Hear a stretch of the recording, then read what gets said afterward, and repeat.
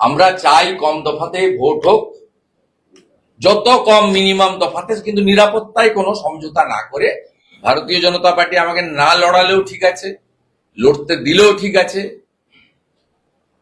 আর আমাকে জিজ্ঞেস করলে আমি বলবো আমি নন্দীগ্রামেই লড়বো। তারপরে বিজেপি যদি বলে এটা করতে হবে ওটা করতে হবে, তাই হবে। নন্দীগ্রাম আমার ভদ্রাসন এবং আত্মিক সম্পর্ক। আমাকে যদি লড়তেই হয় নন্দীগ্রাম রেখে আমি অন্য কিছু ভাবতে পারি, সেটা আমি আমার অধিকার আছে বলার, দলের কাছে আমি বলেছি, বলবো ভবিষ্যতে। নন্দীগ্রাম নিয়ে কোনো দ্বিমত দ্বিচারিতা নেই।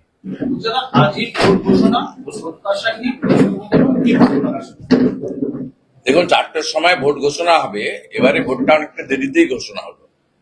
2021 সালে 26শে ফেব্রুয়ারি ঘোষণা হয়েছিল, অন্য কোনো কারণ নয়। ভোট ঘোষণা দেরিতে হওয়ার কারণে ভাঁওতাবাজ ধাপ্পাবাজ রাজ্য সরকার অনেক কিছু কাণ্ড করার চেষ্টা করেছে। বেকার যুবক যুবতীদেরকে বিভ্রান্ত প্রতারিত করার চেষ্টা করেছে। অতএব এগুলো তারা সুযোগ নিয়েছে, তবুও বেটার লেট দ্যান নেভার ঘোষণা হচ্ছে। আমরা চাই শান্তিপূর্ণভাবে গণতান্ত্রিক পরিবেশে নির্বাচন হোক এবং পরিবর্তন আসুক। Enough is enough. 15 বছর অনেক। 11 সালে এই সরকারকে আনার জন্য আমরাও অবদান ছিল, আমরা কাজ করেছি, প্রত্যাশা পূরণ হয়নি। বোতলটা সেই নতুন হয়েছে, মতটা পুরনো রয়ে গেছে। আসল পরিবর্তন আসুক, আমরা চাই আসল পরিবর্তন আসুক। কালকে নরেন্দ্র মোদীজি একদম ধরে ধরে বলে গেছেন যে পশ্চিমবাংলার লোক কিভাবে অসুবিধায় আছে, আমরা কি করতে চাই। আমরা কর্মসংস্থান করতে চাই। এর আগেও অমিত শাহজি পরিষ্কার বলে দিয়েছে সরকার চাকরি দেয়নি। 5 বছরের চাকরির আবেদনের 5 বছর বয়স বাড়তি দেওয়া হবে, যাতে তারা আবেদন করার সুযোগ পায়। 6 মাসের মধ্যে রাজ্য সরকারের যে কয়েক লক্ষ পোস্ট ভ্যাকেন্ট রয়েছে পূরণ হবে। সরকারি কর্মচারী, পেনশনার, শিক্ষক, পুলিশ কর্মীর এরিয়া ডিও দেওয়া হবে। 7ম পে কমিশন কার্যকর। আমি বলেছি সব সভাতে বিরোধী দলনেতা হিসেবে, চাকরির পরীক্ষার এক্সাম ফি আমরা নেব না। এটা তো এখন কলেজ সার্ভিস কমিশনে 2,500 টাকা করে ফি।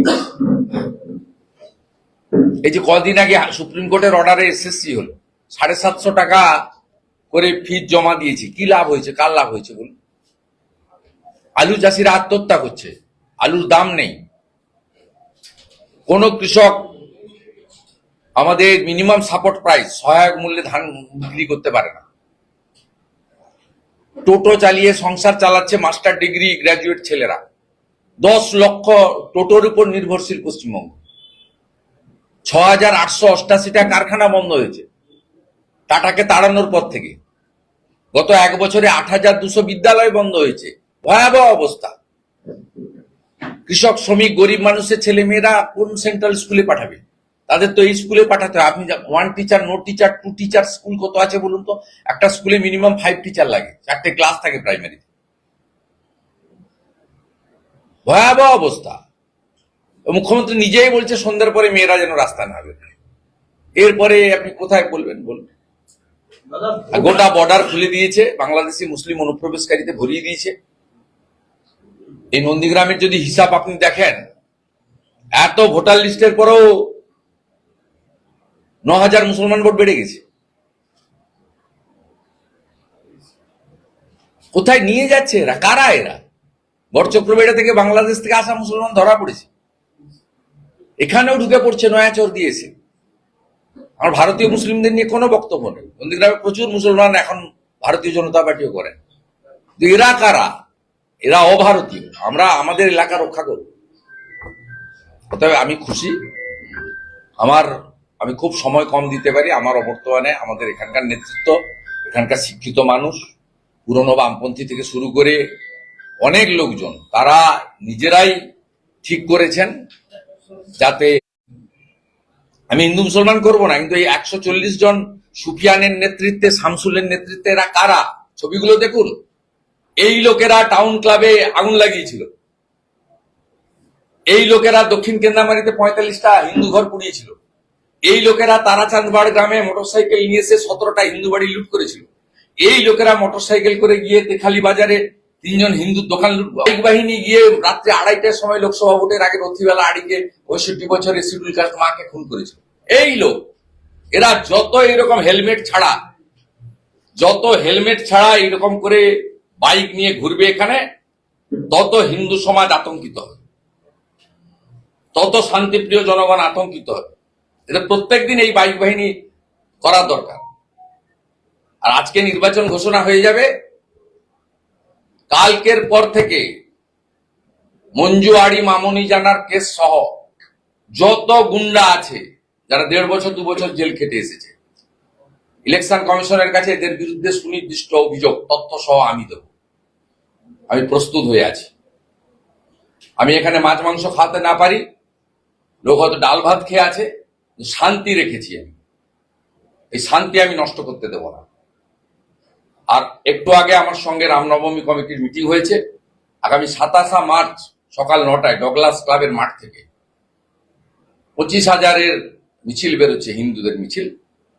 যে মিছিল এসে টেঙ্গুয়া হয়ে আবার জানকীনাথ মন্দিরে শেষ হবে। মিছিলে আমি নেতৃত্ব দেব, হিন্দু হিসেবে, রাজনীতির লোক হিসেবে। দাদা, ভোট কত দফায় হবে এই নিয়ে জল্পনা চলছে। আপনারা এর আগে 1 বা 2 দফায় চেয়েছিলেন, কেন? এর আগে আমরা যা চেয়েছি, শিশির বাজরিয়া, জগন্নাথ চট্টোপাধ্যায় এবং আমাদের যে টিম গেছিল তাপস রায়, তারা লিখে দিয়েছে। আমি আলাদা, বিজেপি এভাবে আলাদা ওপিনিয়ন হয় না। আমরা লিখে দিয়েছি, আমাদের মিডিয়া গ্রুপে সেটা পোস্ট করে দেওয়া হয়েছে। আমরা চাই কম দফাতে ভোট হোক, যত কম মিনিমাম দফাতে, কিন্তু নিরাপত্তায় কোনো সমঝোতা না করে। আমরা চাই না কোচবিহারে ভোট দিয়ে সকালবেলা 3 দিন পরে মালদাতে ভোট দিয়ে, তার 3 দিন পরে বারাসাতে এসে ভোট দিয়ে, তারপরে এসে ভবানীপুরে ভোট ছাড়ুক কালি তুলতে তুলতে। এই জিনিস চাই না। তাদের বাহিনী সম্পর্কে কি বলবেন? কেননা কমিশন বলছে হিংসামুক্ত। বাহিনীর নিয়ন্ত্রণ কমিশনকে নিতে হবে।